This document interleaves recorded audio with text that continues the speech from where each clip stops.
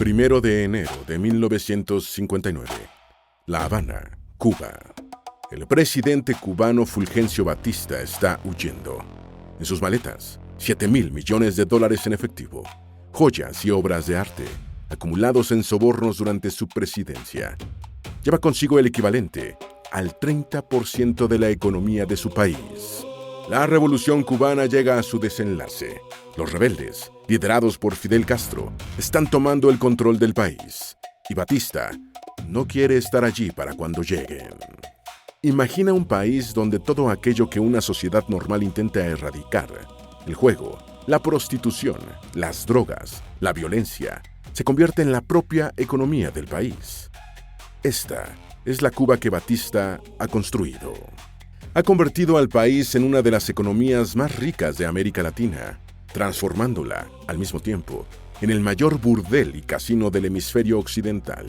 Un patio de recreo para turistas estadounidenses, donde los cubanos se ven obligados a venderse para comer.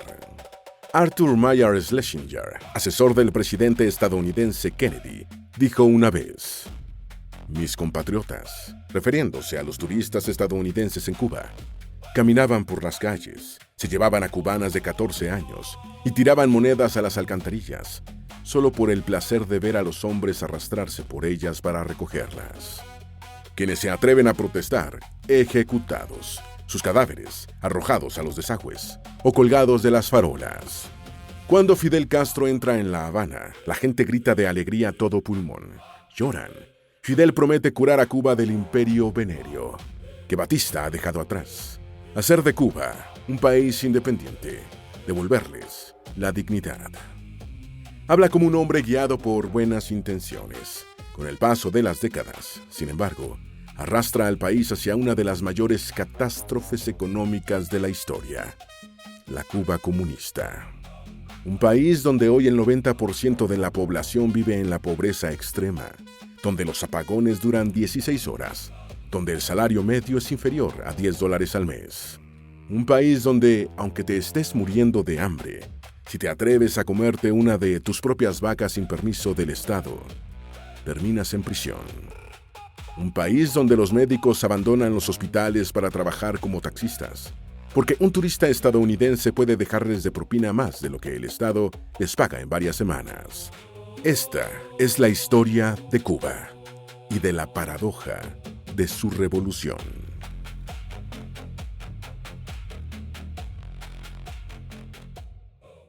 (1915) En los campos del oriente cubano, un muchacho de 14 años está cortando caña de azúcar con un machete. Su nombre es Rubén Saldívar, más tarde conocido como Fulgencio Batista. Ha abandonado su hogar porque su madre acaba de morir y su familia se ha venido abajo. Para sobrevivir, pasa de un trabajo a otro, carga mercancías en el puerto, trabaja de barbero, recorre las calles de la ciudad vendiendo carbón y fruta. Con el paso de los años, trabaja como guardafrenos ferroviario, después como mecánico y, finalmente, como sastre. La Cuba en la que Batista crece es un país extremadamente inestable. Cuando, en 1895, los cubanos luchan por conquistar su independencia de España, acaban con un nuevo amo. Estados Unidos interviene, derrota a España y, en 1898, ocupa la isla. Antes de permitir que Cuba se independice, en el año de 1901, Estados Unidos impone al país un documento compuesto por 8 cláusulas, la enmienda Platt, y exige que Cuba lo firme. Cuba firma y alcanza así su nueva libertad, bajo condiciones estadounidenses. La más importante de todas, la cláusula número 3.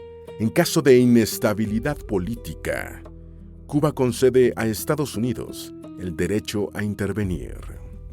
Cuando el primer presidente cubano, Tomás Estrada Palma, intenta conseguir un segundo mandato recurriendo al fraude electoral y el país se subleva contra él, Estados Unidos interviene de inmediato y ocupa Cuba entre 1906 y 1909. Estrada Palma es un presidente pro-estadounidense, tan pro-estadounidense que llega a declarar que le gustaría ver a Cuba anexionada a Estados Unidos. El siguiente presidente, José Miguel Gómez, también es pro-estadounidense y extremadamente corrupto. Su presidencia está marcada por el fraude electoral y violencia política.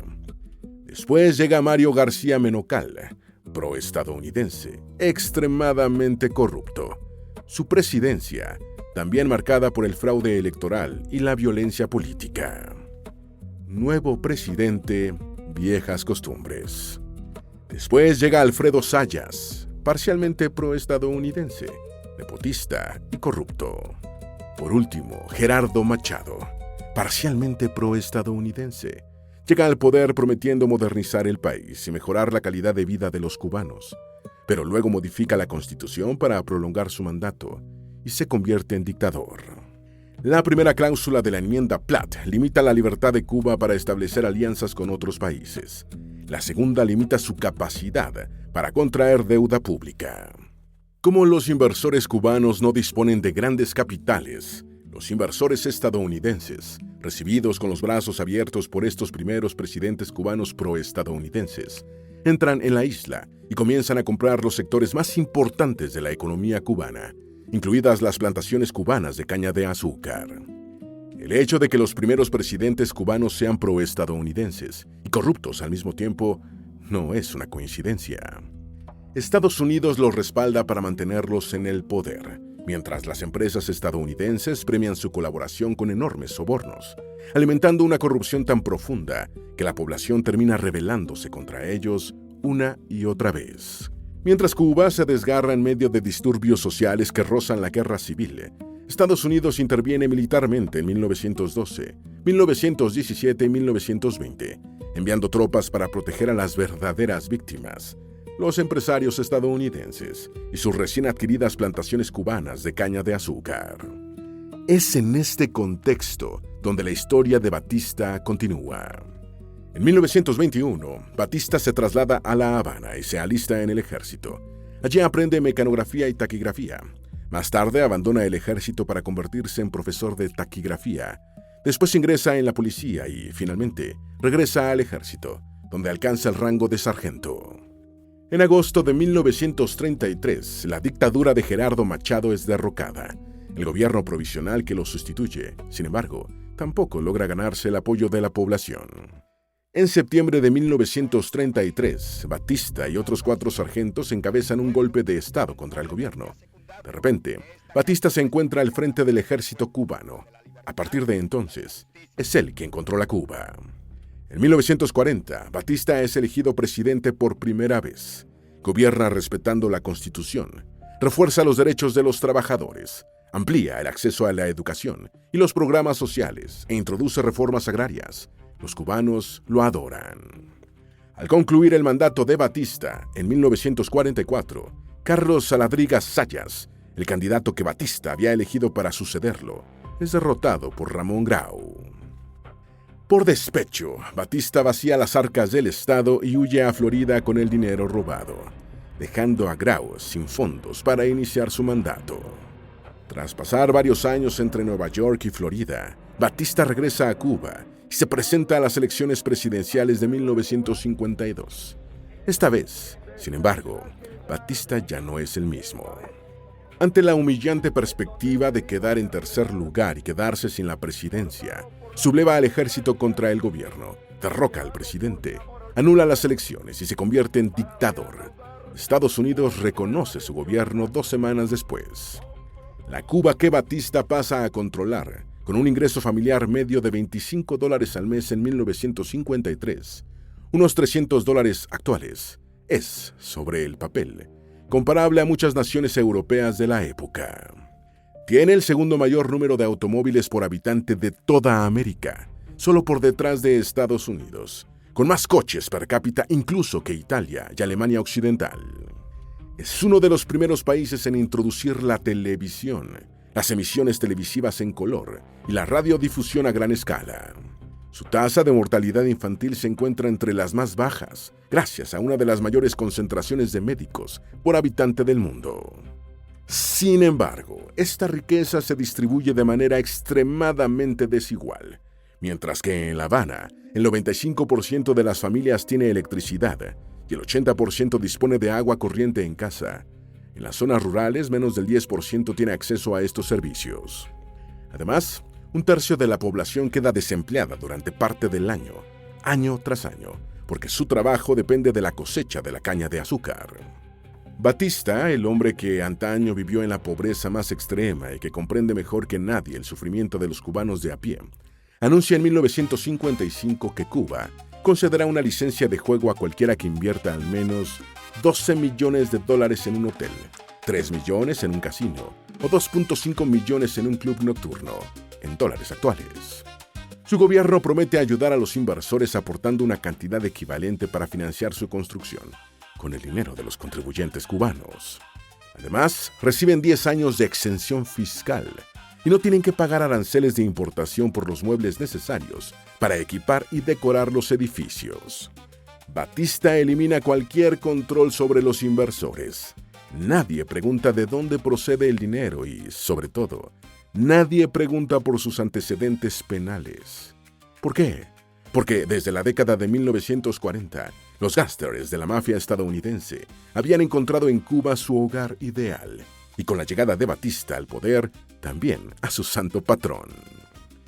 En 1946, Lucky Luciano, fundador de la mafia estadounidense moderna, y Meyer Lansky, financiero y criminal especializado en el juego, se reunieron con los gángsters más poderosos de Estados Unidos en el Hotel Nacional de La Habana para hablar de negocios.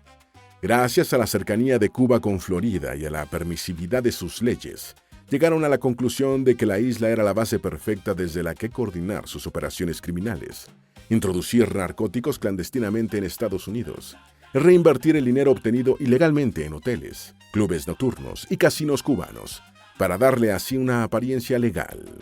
Los gángsters construyen el Hotel Riviera, el Hotel Capri, el Casino Sanssouci, el Montmartre Club, el Club Nocturno Tropicana, los casinos Comodoro y Deauville. De todos estos proyectos, Batista construye el más suntuoso, el Havana Hilton, cuyo coste equivale a $300 millones actuales y que financia con el fondo de pensiones del Sindicato Cubano de Trabajadores de la Restauración.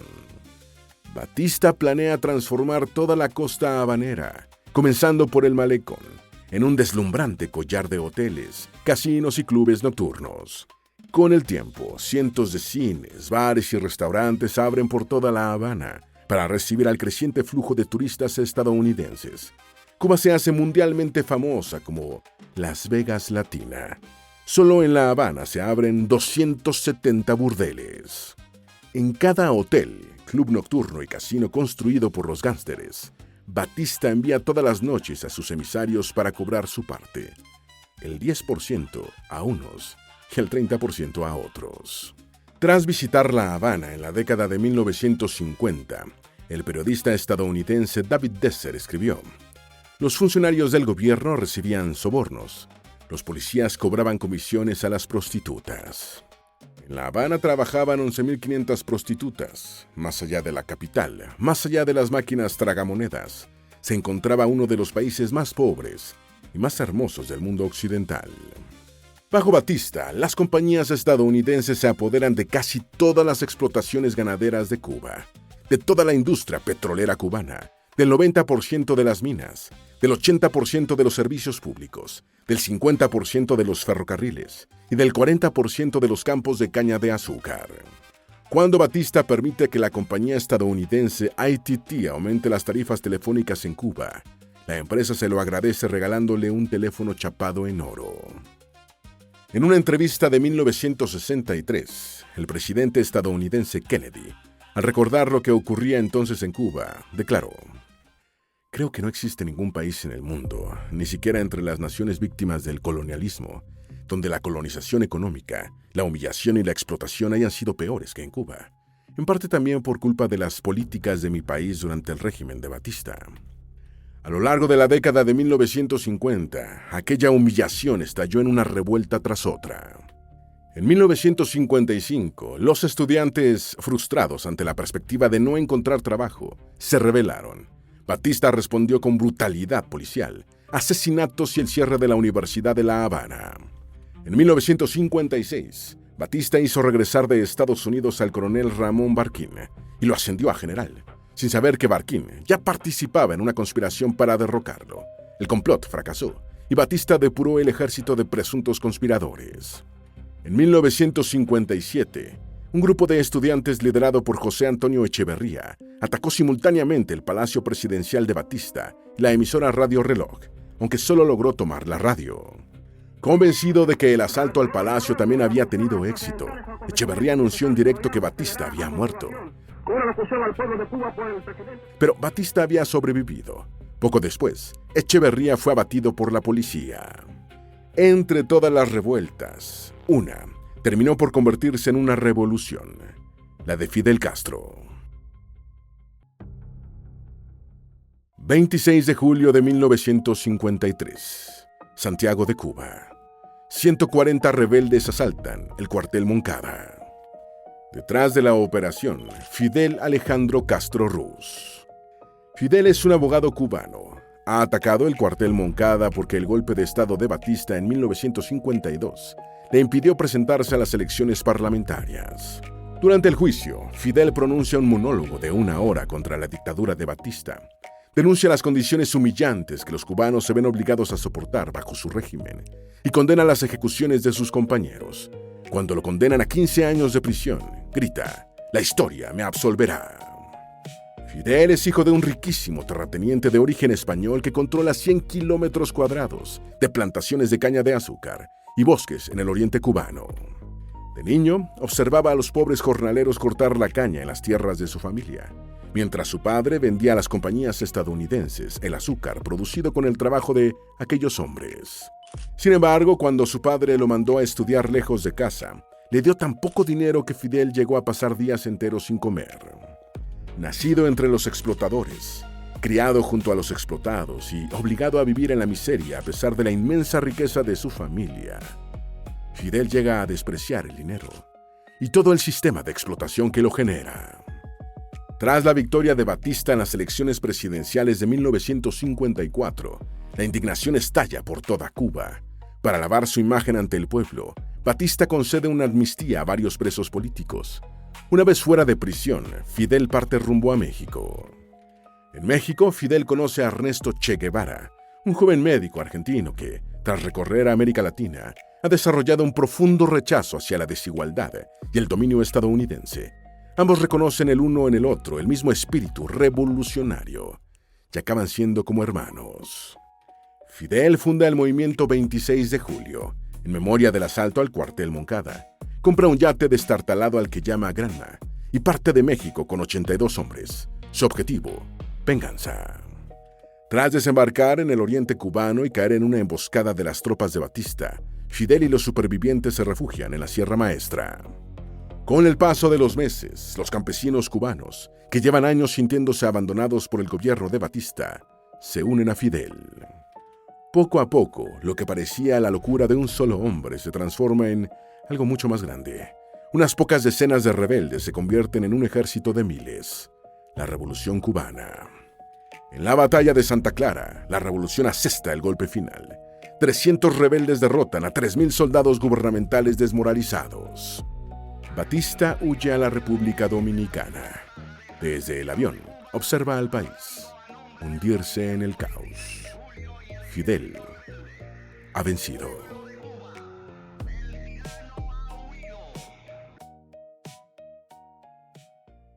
Ante 17.000 espectadores está Jesús Sosa Blanco, un oficial del ejército, acusado de haber asesinado a más de 100 personas en el oriente cubano al servicio de Batista. Cornelio Rojas, Bonifacio Jaza Grasso, el teniente Enrique de Peña Noret, 500 exfuncionarios del régimen de Batista son fusilados. No estamos ejecutando a inocentes, estamos ejecutando a asesinos. Y se lo merecen. Fidel Castro, 1959. El ejército irrumpe en los clubes nocturnos, los burdeles y los casinos. Todo lo que los gángsteres han dejado atrás al huir es confiscado por la revolución. Años después, al recordar el imperio del juego que había dejado atrás en la isla, Meyer Lansky declaró que Cuba lo había arruinado. Las prostitutas son obligadas a buscar otro trabajo. Los responsables del juego clandestino y los narcotraficantes acaban en prisión. Fidel declara que quiere construir una Cuba nueva y trabajadora, honesta y disciplinada, dedicada a la familia, purificada de la corrupción moral alimentada por Batista y, sobre todo, una Cuba para todos. Con su reforma agraria, Fidel fija un límite de 4 kilómetros cuadrados para las propiedades rurales privadas y redistribuye entre la población las tierras que exceden el límite. Construye cientos de viviendas cada mes, reduce los alquileres a la mitad y prohíbe los desalojos para combatir la falta de vivienda. Convierte la educación y la sanidad en servicios gratuitos y universales. Vacuna a los niños contra enfermedades prevenibles. Invierte enormes sumas en carreteras, redes de agua y electricidad, clínicas y escuelas rurales, incorporando así, por fin, la Cuba rural a la vida nacional. Para millones de cubanos pobres y trabajadores, olvidados desde la independencia, Fidel se convierte en un héroe. Ante las cámaras, Fidel hace todo lo posible por decir, en inglés, «Miren, no somos comunistas. No vaya a ser que Washington se ponga paranoico». Our political philosophy is representative democracy and social justice in a well-planned economy. Sin embargo, todo lo que hace empuja cada vez más a Cuba hacia un enfrentamiento con Estados Unidos. En febrero de 1960, el viceprimer ministro soviético llega a La Habana ofreciendo créditos por el equivalente a $1.000 millones actuales y comprometiéndose a comprar 5 millones de toneladas de azúcar cubano durante los 3 años siguientes. Un mes después, el barco francés La Courbe explota en el puerto de La Habana, causando la muerte de 75 personas. Fidel acusa a Estados Unidos de atentado terrorista. Cuando Fidel pide a las refinerías cubanas, casi todas en manos estadounidenses, que procesen petróleo soviético, y éstas se niegan, las nacionaliza. Estados Unidos responde recortando la cuota de importación de azúcar cubano. Cuba responde expropiando las empresas estadounidenses de la isla. Y entonces, Estados Unidos responde imponiendo un embargo a las exportaciones estadounidenses hacia Cuba. Pero entonces, todo se precipita vertiginosamente. En abril de 1961, 1.400 exiliados cubanos desembarcan en la bahía de Cochinos. Es una operación encubierta organizada por Estados Unidos. Sin embargo, los 1.400 exiliados se topan con 200.000 milicianos cubanos. Son capturados. Fidel los revende después a Estados Unidos, a cambio de alimentos y medicinas por valor de $250 millones actuales. La popularidad de Fidel alcanza su punto más alto. Ha logrado lo que generaciones de cubanos apenas se habían atrevido a soñar. Ha desafiado a Estados Unidos y ha salido vencedor. Pero después, la situación empeora todavía más. En 1962, mientras sobrevuelan Cuba, aviones espía estadounidenses descubren en la isla rampas de lanzamiento de misiles nucleares, misiles capaces de alcanzar territorio estadounidense. La escalada de la bahía de Cochinos ha arrojado a Cuba en brazos de la Unión Soviética. El mundo entra en pánico. La humanidad se acerca a la Tercera Guerra Mundial, como nunca antes en la historia. Sin embargo, tras unas negociaciones extremadamente tensas entre Estados Unidos y la Unión Soviética, la crisis de los misiles en Cuba llega a su fin. Los misiles abandonan la isla, pero el miedo permanece. Por segunda vez, la diminuta Cuba ha desafiado al gigante estadounidense y ha ganado. El odio y la paranoia se apoderan de ambos países y los separan definitivamente. Sin embargo, la economía cubana, enormemente dependiente tanto de las empresas estadounidenses que operaban en la isla, ahora nacionalizadas, como de las importaciones procedentes de Estados Unidos, que desaparecen de la noche a la mañana, se desploma. Economistas y directivos bancarios dimiten. En lugar de sustituirlos por profesionales cualificados, Fidel pone a Che Guevara al frente de la economía, un hombre sin formación económica alguna que, por si fuera poco, siente incluso cierto disgusto por el dinero. ¿Qué podría salir mal?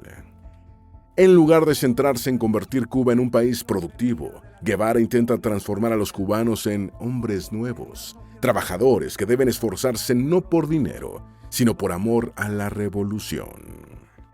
El trabajo voluntario se vuelve obligatorio. A quienes no alcanzan las cuotas se les recorta el salario, mientras que quienes sí las alcanzan solo reciben certificados de mérito, eliminando así cualquier incentivo real para esforzarse más.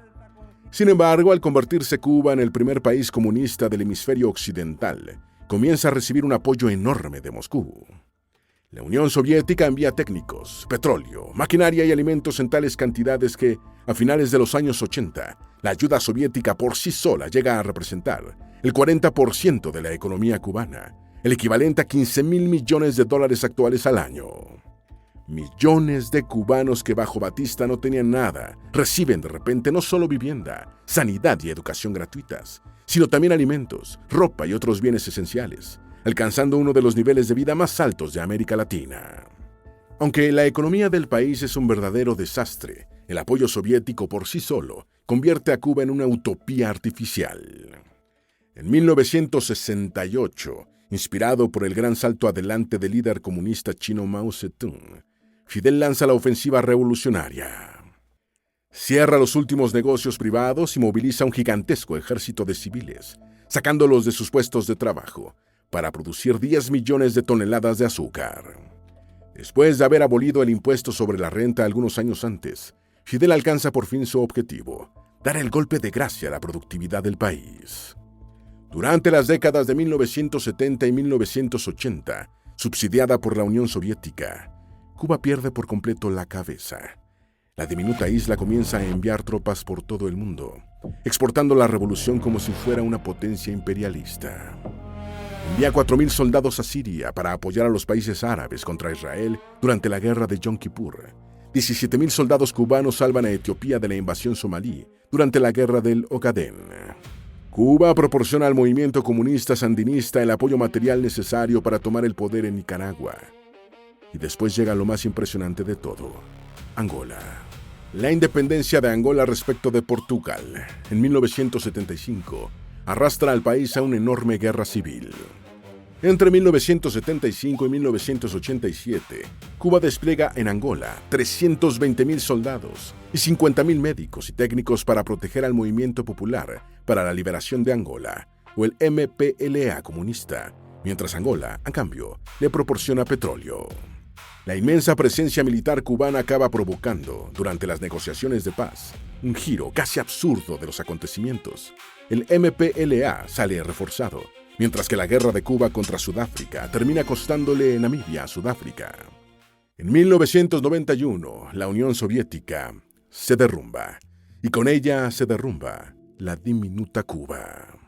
La economía cubana se contrae un 40%, la agricultura un 50%, la construcción un 75% y la industria un 90%. Cuba deja de pagar sus deudas, 32.000 millones de dólares con Rusia, 12.000 millones con el Club de París y 6.000 millones con China. Despojada del apoyo soviético, la verdadera economía de Cuba queda al descubierto. Apagones de 16 horas. Automóviles que desaparecen de las calles, sustituidos por bicicletas, y por personas obligadas a desplazarse a pie. Y cubanos que pierden, en promedio, 9 kilos. Fidel lo llama el periodo especial en tiempos de paz. Fidel abre Cuba al mundo y permite que el turismo ocupe el lugar de las exportaciones de azúcar ya hundidas. Con la llegada de los turistas, la prostitución se dispara. Por temor a que su represión desate una oleada de rabia contra su gobierno, Fidel se niega a intervenir. Mientras el turismo pasa a dominar la nueva economía cubana, Cuba queda partida en dos por un apartheid económico. Por un lado, quienes se ven obligados a sobrevivir con los microscópicos salarios que el Estado paga en pesos cubanos. Por otro, quienes trabajan con los turistas y cobran en dólares. Para estos últimos, el gobierno crea una nueva moneda, el peso cubano convertible, con paridad de 1 a 1 respecto al dólar estadounidense y de 1 a 24 respecto al peso cubano. Los cubanos que reciben dólares pueden cambiarlos en los bancos estatales, donde, una vez descontadas las comisiones, 100 dólares estadounidenses se convierten en 87 pesos convertibles. Quienes cobran en dólares pueden comprar en las tiendas en dólares, abastecidas de productos importados y vendidos a precios internacionales. Quienes, en cambio, cobran en pesos cubanos, Dios los bendiga.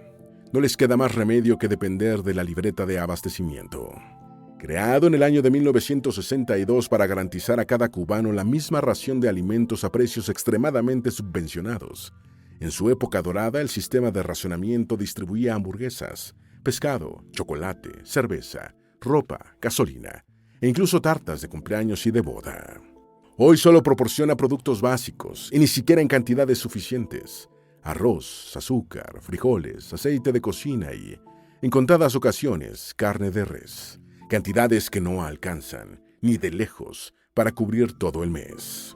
En 1999, después de que unas inundaciones y unos deslizamientos de tierra catastróficos devastaran Venezuela, la situación económica de Cuba comienza a mejorar. La isla encuentra en la Venezuela socialista de Hugo Chávez su nueva Unión Soviética.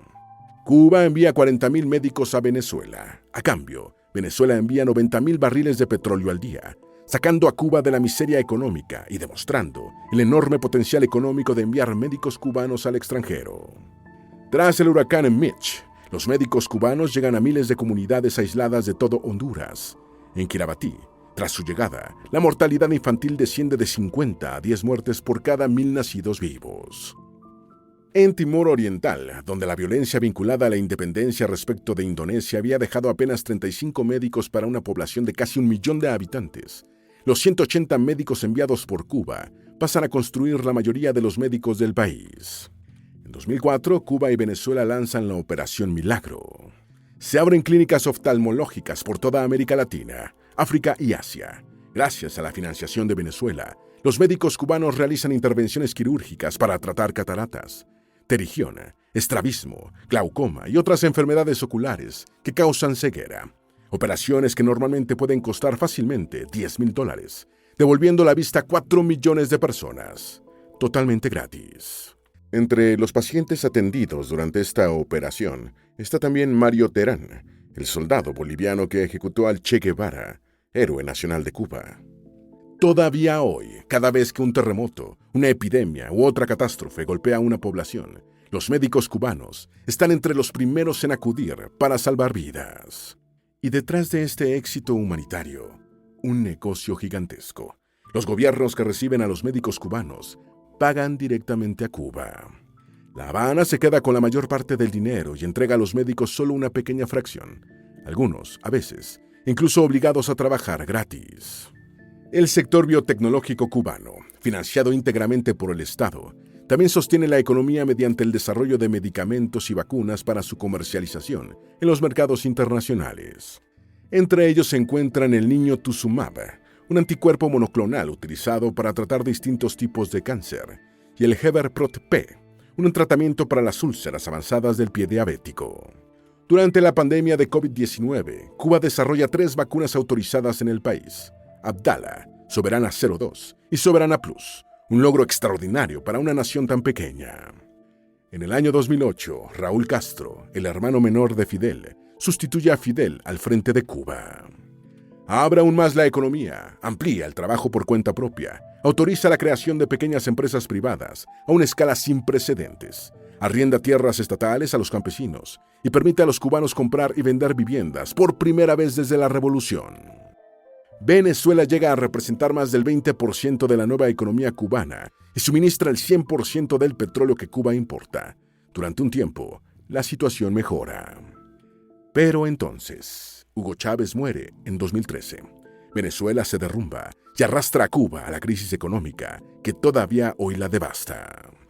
En 2021, Cuba suprime el peso convertible en un intento de poner fin a su apartheid económico. Sin embargo, en lugar de ayudar al país, la reforma desata una inflación de 3 dígitos que destruye como nunca antes el poder adquisitivo de los salarios cubanos. Hoy, en el mercado informal, un dólar estadounidense vale casi 700 pesos cubanos.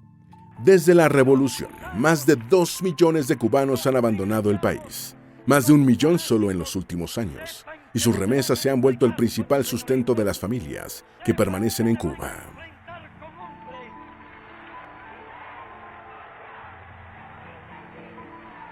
El 3 de enero del año 2026, Estados Unidos captura a Nicolás Maduro. Las importaciones de petróleo venezolano se detienen, y con ellas se detiene también el latido de Cuba. Esta es la historia de Cuba en una sola fotografía, una de las mayores ironías del siglo XX. En el centro se encuentra a Fulgencio Batista, durante una ceremonia en una escuela cívico-militar que él mismo ha fundado. Aún no es dictador de Cuba, Sostiene en brazos a un niño de apenas 7 años. Su maestra lo ha hecho pasar al frente para que se saque una foto con Batista, porque lo considera más fotogénico que los demás alumnos. Este niño es Raúl Castro. Batista no puede ni imaginar que dentro de 20 años, cuando ya gobierne Cuba como dictador, serán precisamente este niño y su hermano Fidel quienes lo echarán del poder. Después de la revolución, Batista pasó el resto de su vida entre Portugal y España, escribiendo libros en defensa de su régimen, hasta que, en 1973, murió de un infarto en Marbella. Fidel murió en 2016, a los 90 años. Cientos de miles de personas se congregaron mientras sus cenizas recorrían la isla. Forbes había llegado a atribuirle una fortuna de casi $1.000 millones. De 900 de 1.000, una fortuna. Batista murió rodeado de lujos. Fidel murió como héroe nacional, pero rico, en un país comunista. Raúl sigue vivo, tiene 95 años. Y luego están los cubanos. ¿No tenías nada que comer? Ay, sin comer. Hace años yo no me como un huevo. Este es azúcar y harina. Ay, mi vida. Ay, Dios. Mira, este niño como yo lo tengo sin tomar ni café, ni desayunar ni nada. Ahora que vengo de por allá abajo y me puse a inventar aquí a ver qué podía comer. No es fácil.